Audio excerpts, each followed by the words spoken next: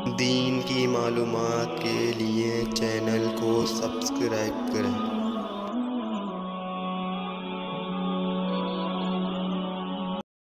نحمده ونصلي على رسوله الكريم اما بعد۔ محترم ناظرین کرام، السلام علیکم ورحمۃ اللہ وبرکاتہ۔ سیرت النبی کی 8ویں قسط آپ حضرات کی خدمت میں پیش ہے۔ ہم نے اس سے پچھلی ویڈیو میں بات کی تھی بنو ہاشم کے تعلق کہ ہمارے نبی حضرت محمد مصطفیٰ صلی اللہ علیہ وسلم کے دادا عبد المطلب کا تعلق عرب کے قبیلہ بنو ہاشم سے تھا۔ یہ بنو ہاشم کون تھے؟ کہ بنو ہاشم ایک بہت نیک دل انسان تھی اور بہت زیادہ بہادر اور بہت زیادہ سخی تھی، کعبے کی متولی و نگہبان تھی۔ ایک مرتبہ عرب کے اندر قحط پڑا تو بنو ہاشم نے تمام لوگوں کو اپنی جانب سے مفت غلہ تقسیم کیا۔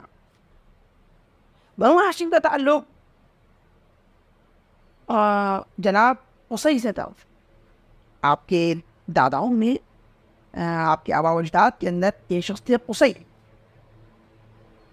قصی جو تھے یہ بھی اپنے وقت کی ایک بہت بڑے سردار گزرے ہوئے اور یہ بھی کعبے کے متولی اور نگہبان تھے، اور یہ حج کے موقع پر حاجیوں کو اپنی طرف سے مفت کھانا تقسیم کرتے تھے۔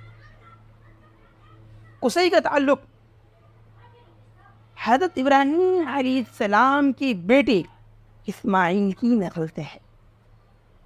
اس طرح سے ہمارے نبی حضرت محمد مصطفیٰ صلی اللہ علیہ وسلم کا تعلق حضرت ابراہیم علیہ السلام کی بیٹے اسماعیل علیہ السلام کی نسل سے ہوا۔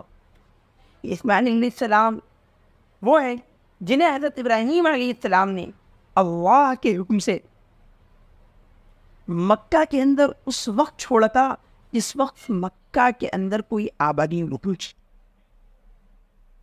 مکہ اس وقت ایک بیابان سنگلاخ میدان تھا، نہ وہاں پیڑ پودے تھے، نہ گھاس پانی تھا۔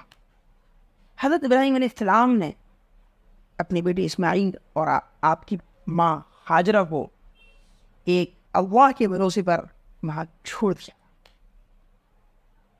پھر اللہ تبارک و تعالیٰ نے ان کی اس قربانی کی صلے میں ان کو ایک زمزم کا کنواں عطا فرمایا، جس کا پانی تمام دنیا کے حاجی ہر سال اپنے اپنے ملکوں میں لے جاتے ہیں، لیکن پانی کبھی ختم نہیں۔ یہ زمزم کا کنواں وقت گزرنے کے ساتھ ساتھ بند ہو گیا، لوگوں نے اس کے اندر مٹی وغیرہ ڈال کے جو ہے اس کو بند کر دیا، اور لوگوں کو پتہ نہیں تھا کہ زمزم کا کنواں کہاں ہے۔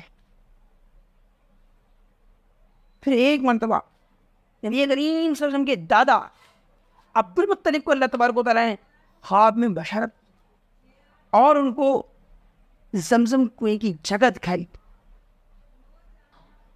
اس کے بعد حضرت عبد المطلب نے اس جگہ کو صاف کروایا اور زمزم میں وہ دوبارہ لوگوں سے متعارف کرایا، اور یہ اللہ تبارک و تعالیٰ کی بڑی نعمت چھپ گئی تھی، اس سے لوگ دوبارہ جو ہے نفع اٹھانے لگے۔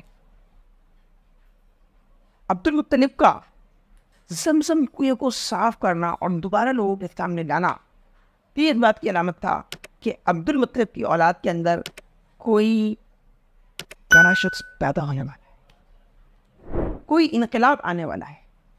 یہ اس بات کی علامت۔ وآخر دعوانا ان الحمد للہ رب العالمین۔